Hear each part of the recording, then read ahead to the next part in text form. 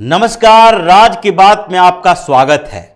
ताकत, शक्ति, पावर का दुरुपयोग अगर किसी भी पॉलिटिशियन ने सबसे ज्यादा किया है तो वो है अरविंद केजरीवाल।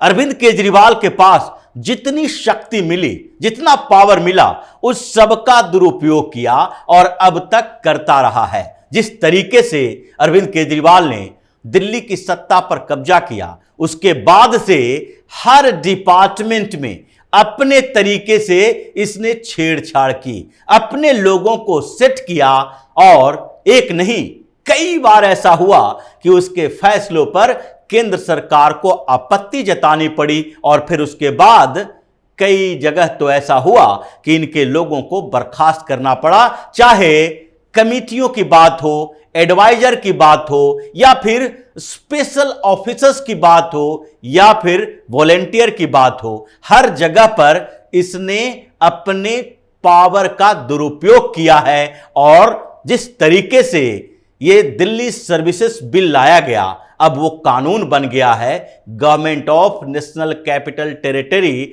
अमेंडमेंट एक्ट, जिसे राष्ट्रपति से मंजूरी मिल गई है। उससे पहले जैसे अरविंद केजरीवाल ने अधिकारियों के लिए जो इनके ताकत थी उसका दुरुपयोग करना शुरू किया था, इसीलिए जीएनसीटी बिल लाना पड़ा अमित शाह को। और अब केजरीवाल का अगला दुरुपयोग वाला जगह जो है वो है विधानसभा। दिल्ली विधानसभा में अब टकराव की स्थिति चल गई है, क्योंकि जो नया बिल लाया गया था और जो अब कानून बन चुका है, government of national capital territory amendment act बन चुका है, उसमें एक बात का जिक्र किया गया है कि अगर दिल्ली विधानसभा को सत्र बुलाना हो, या फिर सत्र को खत्म करना हो, चलाना हो, या फिर दिल्ली विधानसभा को भंग करना हो, इसके लिए स्पीकर को एलजी से परमिशन की जरूरत पड़ेगी, एलजी से विचार करना पड़ेगा। और इसलिए अब एलजी ने दिल्ली विधानसभा के ऊपर एक्शन लेना शुरू कर दिया है। इससे पहले भी दिल्ली विधानसभा को लेटर एलजी लिख चुके थे, लेकिन इस बार जो चिट्ठी लिखी गई है वो सिर्फ चिट्ठी नहीं है, एक चेतावनी है कि अगर तुम ऐसे ही करते रहोगे तो उसके बाद हमें फिर से बड़ा एक्शन लेना पड़ेगा। इसमें एलजी ने जिक्र किया है जो नया कानून बना है उसका, कि उस कानून के स्तर पर भी यह कहा गया है कि दिल्ली विधानसभा का सत्र बुलाना या फिर उसकी कार्रवाई कैसे होगी, उसके बिजनेस के बारे में बताना, या फिर उसे भंग करना, इन तीन मामलों में कम से कम एलजी का अधिकार है कि उससे विचार विमर्श किया जाए और उनके विचार विमर्श करने के बाद उनके परमिशन से ही सत्र बुलाया जाए। लेकिन अरविंद केजरीवाल स्पेशल सेशन बुलाता है। अरविंद केजरीवाल अपने इस ताकत का दुरुपयोग करने के लिए कानून को तोड़ मरोड़ कर पेश करता है, नियमों की धज्जियां उड़ाता है। और एलजी ने नहीं बल्कि अमित शाह ने लोकसभा के अंदर यह बात कही थी। लोकसभा में जब यह चर्चा हो रही थी दिल्ली सर्विसेज बिल के ऊपर, तो अमित शाह ने यह बात कही थी कि आप देखिए, पूरी व्यवस्था को देखिए कि किस तरीके से दिल्ली में सरकार चल रही है। अगर एक नियम कानून की बात नहीं कर रहे हैं, हर नियम कानून का दुरुपयोग अरविंद केजरीवाल की सरकार कर रही थी। 2016 से पहले दिल्ली में ऐसी स्थिति नहीं होती थी। लेकिन एक उदाहरण देते हैं और उस उदाहरण के लिए सब लोग को समझना पड़ेगा, क्योंकि यहां बैठे सारे पार्टी के नेता जो हैं किसी न किसी राज्य से आते हैं और वहां पर विधानसभा है, सिर्फ लोकसभा की बात नहीं है। अगर विधानसभा और लोकसभा के अंदर किसी भी लोकतांत्रिक तरीके से चुनी हुई सरकार में क्या ऐसा होता है कि विधानसभा का एक ही सत्र आए, एक साल में सिर्फ एक सत्र बुलाया जाए और वही पूरे साल चले, जबकि यह नियम है कि हर लोकसभा हो, राज्यसभा हो या विधानसभा हो, विधान परिषद हो, हर जगह 3 सत्र साल में कम से कम बुलाए जाते हैं। एक बजट सत्र होता है, दूसरा मॉनसून सत्र होता है और तीसरा शीतकालीन सत्र होता है। यानी 3 सत्र की जरूरत होती है और हर जगह पर विधानसभा हो या फिर लोकसभा हो, हर जगह पर ये 3 सत्र बुलाए जाते रहे हैं। लेकिन दिल्ली की स्थिति बताइए, जब से अरविंद केजरीवाल की सरकार बनी है जब से सत्रावसान होता ही नहीं है। दिल्ली विधानसभा में साल में एक बार सत्र बुलाए जाते हैं और वो होता है बजट सत्र। बजट सत्र के बाद दिल्ली के विधानसभा के स्पीकर क्या करते हैं कि इसे अनिश्चित काल तक स्थगित कर देते हैं। अब उनके पास अधिकार है,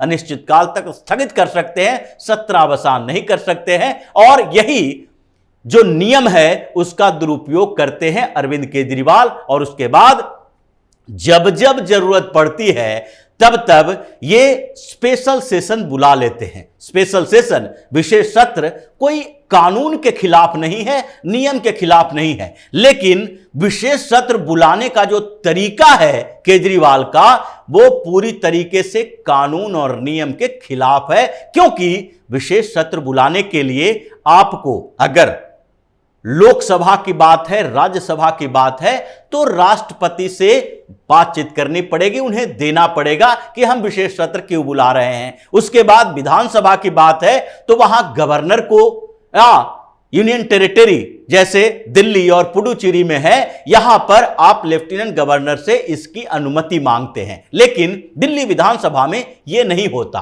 क्यों नहीं होता? क्योंकि एक धूर्तता से, चालाकी से एक नया तरीका इजाद किया है और वो तरीका है कि सत्रावसान करो ही नहीं। बजट सत्र बुला लिया गया और बजट सत्र के लिए इन्होंने एलजी से परमिशन लिया।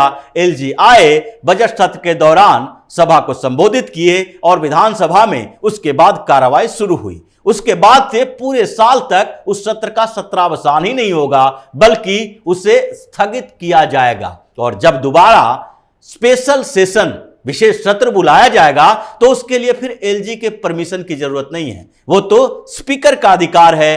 क्योंकि सत्रावसान तो हुआ नहीं है। जब तक सत्रावसान नहीं होगा एलजी कुछ नहीं कर सकते, स्पीकर ही सब कुछ कर सकते हैं, कभी भी विशेष सत्र बुला सकते हैं। पिछली बार जब अप्रैल में विशेष सत्र बुलाया गया था तो भी एलजी ने चीफ मिनिस्टर अरविंद केजरीवाल को और विधानसभा सेक्रेटरी को एक लेटर लिखा था। उस समय यह कहा गया था कि अगर बजट सत्र बुलाए हैं तो उसको नियम कानून के अनुसार चलाइए और दिल्ली विधानसभा को नियम के दायरे में ही चलना चाहिए, रूल का फॉलो करना चाहिए। इसलिए हर सत्र के बाद सत्रावसान हो और साल में कम से कम 3 सत्र बुलाया जाए। लेकिन उस समय भी एलजी की बात नहीं मानी गई। अब अमित शाह ने यह बात कह दी लोकसभा के अंदर। उसके बाद जब जीएनसीटी अमेंडमेंट एक्ट आ गया, यानी कि नए कानून आए सर्विसेज के लिए कि सर्विस में यानी ट्रांसफर पोस्टिंग में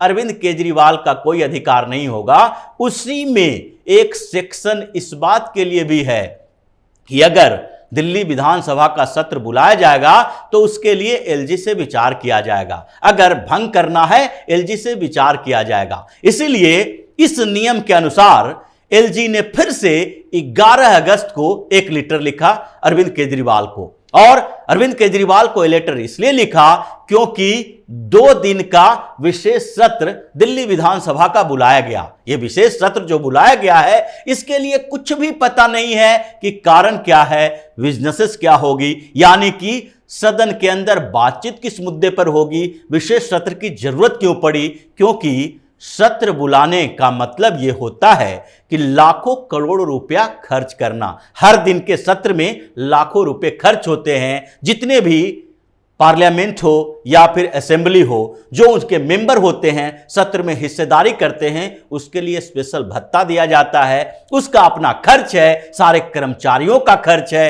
खाने पीने, सत्र के आयोजन में जो खर्च बताया जाता है। इसके लिए जरूरी है कि आपको बताना पड़ेगा कि आप काम क्या करने वाले हैं। और यही आरोप रामवीर सिंह बिधूरी ने भी, जो भारतीय जनता पार्टी के विधायक हैं, प्रतिपक्ष के नेता हैं, उन्होंने भी लगाया है कि हम लोगों को तो यह बताया ही नहीं गया कि यहां काम क्या होगा।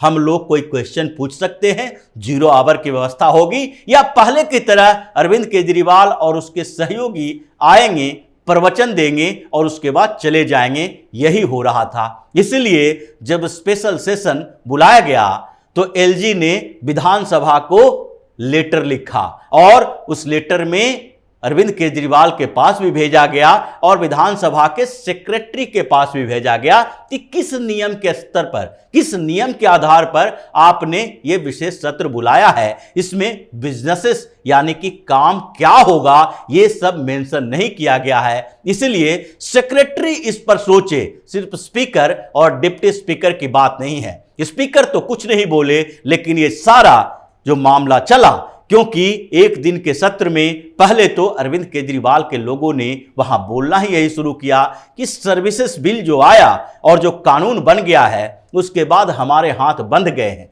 कोई अधिकारी हमारी बात नहीं सुनता।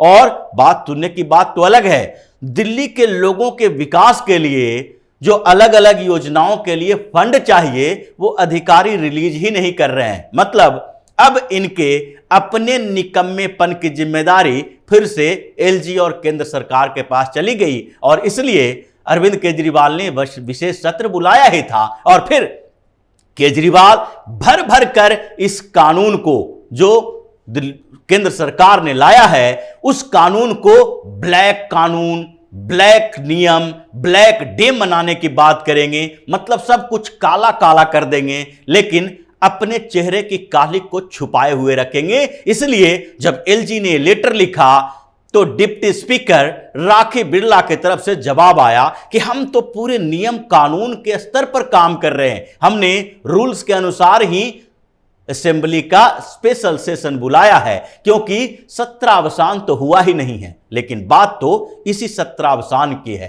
कि एलजी ने यह कह दिया है कि आप हर सत्र को सत्रावसान करवाइए और 3 सेशन कम से कम दिल्ली विधानसभा का बुलाना चाहिए। पूरे देश में जैसा हो रहा है उससे उल्टा आप नहीं कर सकते। अमित शाह ने संकेत दिया, एलजी ने एक्शन लेना शुरू कर दिया और इसलिए केजरीवाल की कुर्सी हिली हुई है। अब लगने लगा है कि यही तो एक बचता था जहां पर आकर हम अपने ताकतों का दुरुपयोग करते थे, यह भी हमसे छिनता जा रहा है। क्योंकि पिछली बार जब स्पेशल सेक्रेटरी विजिलेंस के या फिर जो दिल्ली के चीफ सेक्रेटरी नरेश कुमार हैं, इन लोगों के खिलाफ जो नोटिस जारी किया गया था यह अधिकारियों की तरफ से नहीं किया गया था, बल्कि दिल्ली विधानसभा की तरफ से किया गया था और प्रिविलेज का मामला उठाया गया था।